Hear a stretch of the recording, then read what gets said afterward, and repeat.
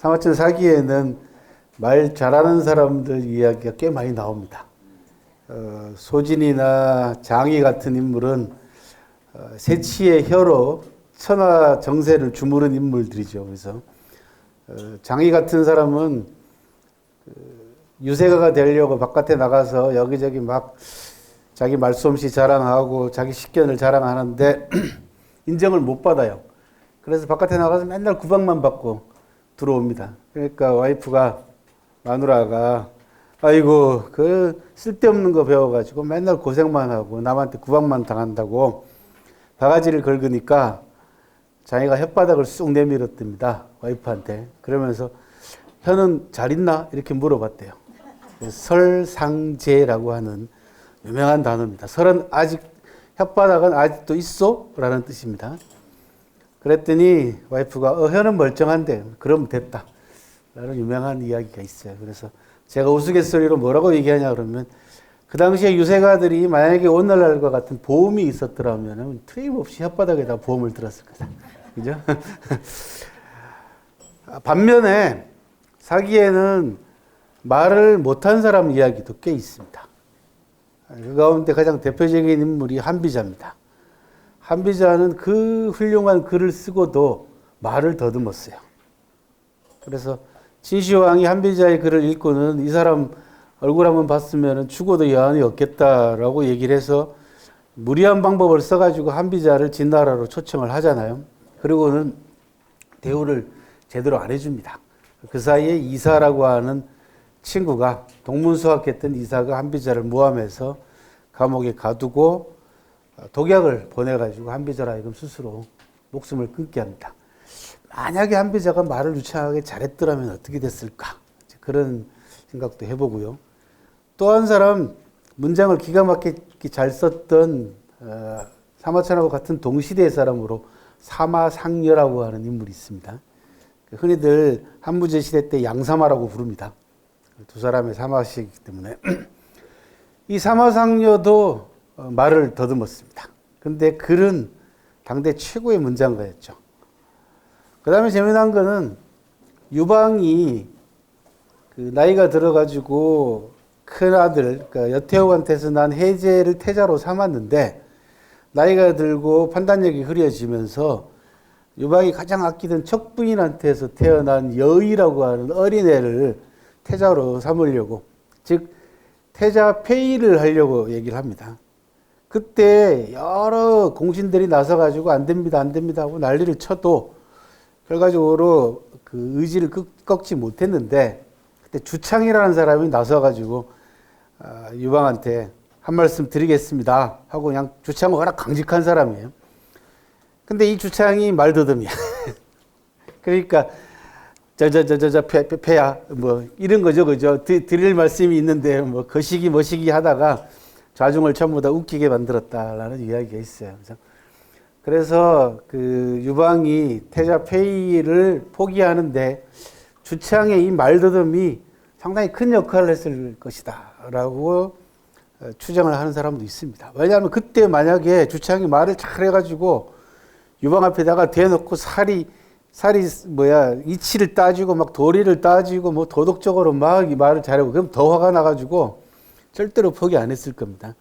근데 주창이 말을 더듬으면서 그래서는 안 된다라고 몇 마디 함으로써 마음이 풀렸다라고 하는 그런 대목이 있습니다. 말 잘하는 사람은 조심하십시오. 예. 그죠? 예. 말로 먹고 사는 사람은 더더군다나 조심하십시오. 예. 그거는 뭐 망고의 진리이긴 합니다. 그래서 사마천이 소진과 장이 같은 사람을 뭐라고 얘기했냐 그러면 경위지사다 그렇게 얘기를 했습니다. 나라를 위기에 빠뜨리는 선비들이다, 지식인들이다 그런 얘기를 할 만큼 말만 잘해가지고 그죠? 세상을 얼마나 엉망으로 이끌었는가는 저희가 지난 10년 가까이 수도 없이 경험을 했습니다. 또 말과 글이 일치하지 않는 사람들, 이것도 무시할 수 없습니다. 대단히 무서운 사람들입니다. 글로는 참 바른 말 하는데 행동은 전혀 그 글에 따라가지 않는 사람들. 사마천은 뭐라 그랬습니까? 배운 사람들을 비꼬는 유명한 사자성어가 있죠, 사기에. 책이 2권이나 있네요. 배운 걸 가지고, 그죠? 이게 그 고전이나 이런 역사 이야기를 여러분들한테 정답을 들려주면, 아! 라고 대답을 하는데, 그죠? 예. 얼핏 생각이 잘 안 나죠, 그죠? 사마천 사기에 보면은 곡학아세라고 하는 유명한 사자성어가 나옵니다. 자기가 배운 거를 왜곡시켜가지고 권력과 그죠? 권세에 아부하는 지식인들을 비꼬는 아주 유명한 사자성어입니다. 곡학아세는. 그래서 삐뚤어지거나 잘못된 지식인을 비꼬는 사람, 그런 사자성어를 곡학아세라고 합니다. 우리 주위에 곡학아세하는 지식인들이 너무 많습니다. 그죠? 자기의 사리사욕 때문에 사실도 엉터리로 호도하고 백성들은 모를 거라고 생각하는 거죠. 그래서 온갖 가문이설로 또 온갖 자기가 배운 걸 가지고 여러 가지로 막 현란하게 문장을 구사해서 백성들의 판단력을 흐리게 만드는 지식인들이 우리 주변에 너무 많아서 탈입니다. 잘 가려서 들으시고 가려서 보셔야 됩니다. 지금 근데 어느 정도 그런 것들을 가려낼 수 있는 여가장치가 돼 있고 또 무엇보다도 국민들의 의식 수준과 그다음에 국민들이 학습 효과들이 워낙 세게 저희가 했잖아요, 그죠? 그래서 이제는 더 이상 그런 시행착오를 반복하지 않으리라고 저는 믿습니다. 여러분들하고 굉장히 서먹서먹했는데 이제 그죠? 헤어질 때가 됐습니다, 그죠? 다음 주 제가 팩트를 넘어 진실을 찾아서라고 하는 마지막 강의를 좀 일찍 끝내고 여러분들이 궁금해하시는 것들 이런 것들 질문을 좀 두루두루 받도록 할 테니까 오늘 이야기도 사실은 갈 길이 멉니다. 그래서 좀 친해질만 하니까 이제 끝날 때가 됐습니다. 사마천 사기에 보면은 백두여신 경계여고라고 하는 유명한 8글자가 있습니다. 제가 유명하다 그러면 중국 사람들은 다 알아듣습니다. 그죠? 아직 우리 사회에 제가 구사하는 사자성어가 아직 일반화되지 않았을 뿐인데 중국 사람들은 즐겼습니다. 백두여신 경계여고, 흰백자 머리두자, 그러니까 머리카락이 하얘질 때까지, 저처럼 머리카락이 하얘질 때까지 저 사람을 알고 살았는데, 보고 살았는데, 여신, 같을 여자, 새로울 신자, 늘 새롭다라는 뜻입니다. 경계여고는 기울일 경자에다가 우산 개자입니다. 우산. 양산이나 우산을 얘기해요. 그 다음에 같을 여자, 옛날 꽃자입니다. 지나가는데 갑자기 비가 내려서 어디 처마 밑에서 잠깐 비를 피하러 들어갔는데 옆에 우산을 들고 있는 사람이 아이고 같이 피합시다 하고 우산을 이렇게 기울여 줍니다. 경계에 같이 받치자고. 그게 경계입니다. 그런데 그 사이에 친한 사람, 아주 옛날부터 알던 사이처럼 느껴졌다라는 거죠. 인간관계에 그런 사람들이 있습니다. 오랫동안 수십 년 동안 알았는데 이 정이 안 가는 인간이 있어요. 그죠? 그런데 잠깐 봤는데도 굉장히 내 마음에 맞기도 하고 또 오래전부터 알고 지냈던 그런 관계들이 있습니다. 그걸 사마천은 백두여신 경계여고라고 하는 아주 기가 막힌 8글자로 정리를 했습니다. 좋은 책에 여러 가지 갖춰야 될 요건이 있습니다만 그 가운데 가장 중요한 요건 가운데 하나는 간결하면서도 깊이가 있어야 되죠. 그래서 쉽게 들어가서 깊이 있게 나와야 된다. 그죠? 예. 그리고 천입 심출이라고 합니다. 얕을 천자. 그죠? 들어갈 입자. 얕게 들어가서 심출, 깊이 있게 나온다. 사람도 그와 같아야지 대단히 매력적이다. 유머도 구사할 줄 알고 좌중에 웃길 줄도 알고 재미있지만 사실은 가만히 생각해 보면 그 사람의 가지고 있는 경지가 보통 경지가 우리 고수라 그러죠, 그죠? 강호의 고수 그런 얘기 하는데 너무 무거워서도 재미없고 너무 가벼워서도 안 되는데 이 무게를 적절하게 어떻게 균형을 맞출 것이냐 이게 굉장히 어려운 문제이긴 합니다만은 세월이 또 필요하겠죠, 그죠? 여러분과의 관계가 경계 요구 같은 관계가 됐으면 좋겠다라는 생각을 하면서 오늘은 먼저 상업 광고를 좀 보고 시작을 하도록 하겠습니다.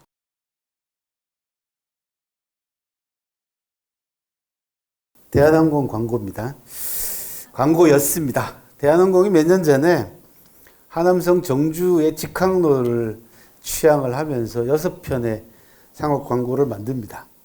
그 가운데 여러분들 5편을 보셨어요. 제일 마지막 6번째가 개봉이라고 하는 도시를 선전하는 광고입니다. 개봉하면은 중국 역사상 유명한 인물이 누가 떠오르냐 그러면 책 2권인데 하남성 개봉 예, 포청천 책 받으셨어요? 네. 자, 얼른 오세요. 오늘 시간 부족해요.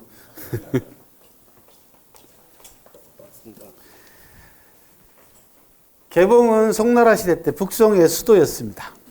그래서 포청천은 개봉 부윤이라고 그래가지고 우리로 얘기하면 서울특별시 시장을 지냈습니다. 송나라 때. 그래서 워낙 그 판관 또는 뭐 청백리, 그죠? 청렴결백하게 그리고 권력자들도 두려워하지 않고 모든 걸 법대로 처리하는 아주 그 푸른 하늘, 그게 청천이에요.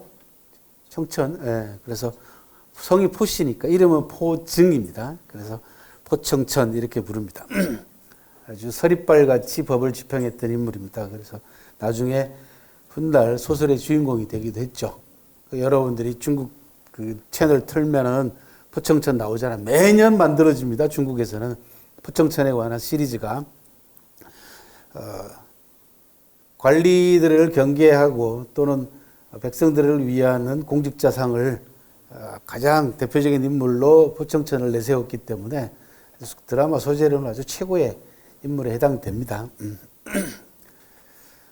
그 6번째는 바로 포청천을 주인공으로 한 광고 한 편을 제외하고 여러분들이 지금 보셨던 5편은 모두 나오는 인물들이 다 사마천 사기에 나오는 인물들입니다. 그러니까 사마천 사기가 어느 정도 중국 내에서 이건 뭐 우리나라 광고인데도 불구하고 그죠? 중국 내에서뿐만 아니라 적어도 인문학적 소양을 가지고 있는 사람들한테는 얼마나 대단한 책인가라는 걸 알 수가 있고요. 그리고 제가 드리고 싶은 말씀은 그 고전에 나오는 구절 하나가 처음 말씀드린 대로 아주 간결하고 쉬워요. 실제로 좀 이따가 다시 보여드릴 텐데 하지만 그것이 가리키는 또는 그것이 의미하는 바는 대단히 의미심장하다는 거죠. 이게 고전의 특징입니다. 그래서 다시 한번 보도록 할게요.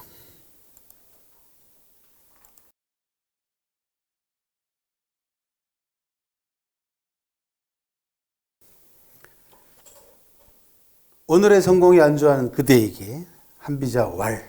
그리고는 중국 성우가 멋들어지게 중국말로 그죠? 읽어주잖아. 근데 이 광고가 이쪽 분야에 흥미 있는 사람들한테는 굉장히 인기가 좋은 광고였습니다. 왜냐하면 저렇게 한자로 써주고 밑에 한글로도 써놨고 중국말로도 읽어줘. 근데 번역을 안 해줘. 무슨 뜻인지 모르겠어요. 오늘의 성공에 안주하는 그대에게 한비자왈 구호 장치한 우창으로 멋있게 했잖아요. 그죠? 근데 뜻을 몰라. 찾아보라는 거죠. 찾아보라는 거야. 그러니까 이게 미끼야. 그죠? 국무상강 무상약. 나라로서 상자 늘 영원히 강한 나라 없고 영원히 약한 나라 없다라는 뜻입니다. 이 7글자 안에 보통 의미가 들어가 있는 게 아닙니다. 그죠? 그래서 오늘의 성공에 안주하는 그대에게 영원한 강자 없고 영원한 역자 없다. 그러니까 한시라도 게을리하거나 노력하지 않으면은 네가 약자로 변하는 것은 시간 문제다라는 거죠.